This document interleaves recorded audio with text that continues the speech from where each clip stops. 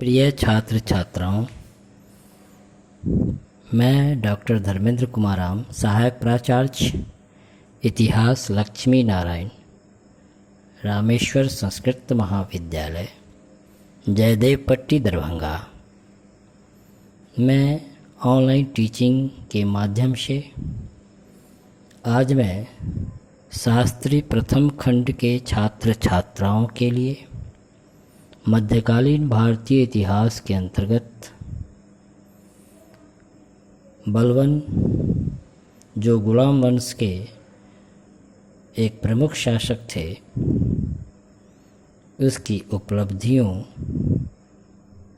के संदर्भ में हम लोग आगे की कड़ी में चर्चा करेंगे। बच्चों, पिछले क्लास में बलवन के संदर्भ में हम लोग प्रारंभिक जानकारी प्राप्त किए। बलवन गुलाम वंश का एक महान शासक था। जैसा कि हम लोग जानते हैं, गुलाम वंश की स्थापना 1206 ईस्वी में कुतुबुद्दीन ऐबक के द्वारा की गई थी और गुलाम वंश की स्थापना से ही भारत में दिल्ली सल्तनत की स्थापना हुई। बलवन शासक की प्रतिष्ठा को पुनर्स्थापित करने के लिए राजत्व का नया सिद्धांत प्रतिपादित किया, अर्थात डिवाइन थ्योरी का प्रतिपादित किया। राजत्व सिद्धांत के तहत बलवन ने यह समझाने का प्रयास किया कि सम्राट या सुल्तान ईश्वर की छाया होती है और इसलिए सम्राट की इच्छा की अवहेलना ईश्वर की अवहेलना होगी। बलवन ने अपने दरबार को ईरानी शासकों की परिपाटी के अनुसार संगठित किया। दरबार में गंभीरता का उल्लंघन अक्षम्य अपराध माना जाता था।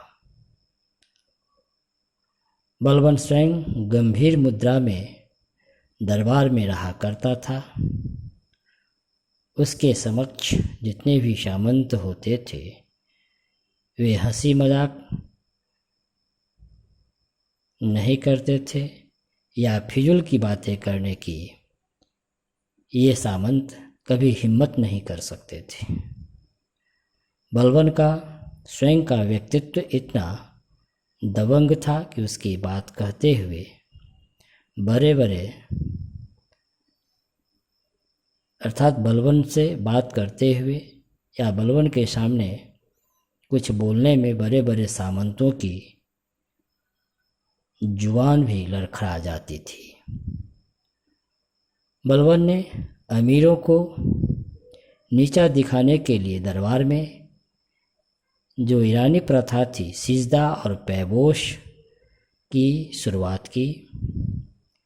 सिजदा और पैबोश दोनों अभिवादन, सम्राट के अभिवादन करने की तरीके थे। जहाँ सिजदा के तहत दरबार में अमीर सम्राट या सुल्तान के सामने घुटने टेकते थे और पैबोस के तहत सम्राट के पैर को चूमने का काम करते थे। बलवन दोषी अमीरों को कठोर से कठोर सजा देने से भी नहीं हिचकता था।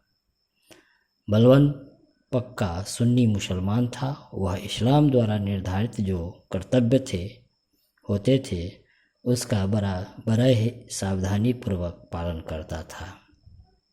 वह सद्चरित्र मुस्लिम धर्माशीषों के साथ उठना बैठना अधिक पसंद करता था, लेकिन अपनी बहुसंख्यक प्रजा के प्रति बलवान सहिष्णु नहीं था, क्योंकि वह धर्मांध था। वह कुलीन परिवार के सदस्यों को ही शासन के उच्च पदों पर बैठाता था,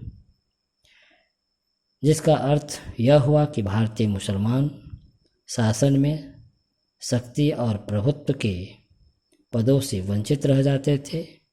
इस मामले में वह अव्यावहारिक माना जाएगा, क्योंकि बलवान एक बड़े व्यापारी से मिलने से इसलिए इनकार कर दिया क्योंकि वह उच्च कुल का नहीं था। बलवान स्वयं को कुलीन बताने के लिए पौराणिक कथाओं में प्रसिद्ध अफरासियाब से अपने वंशज को, अपने संबंध को जोड़ते थे। तो बच्चों, आज हम लोग बलवान की उपलब्धियों के संदर्भ में आगे की कड़ी के में हम लोग बात किए, चर्चा की। धन्यवाद।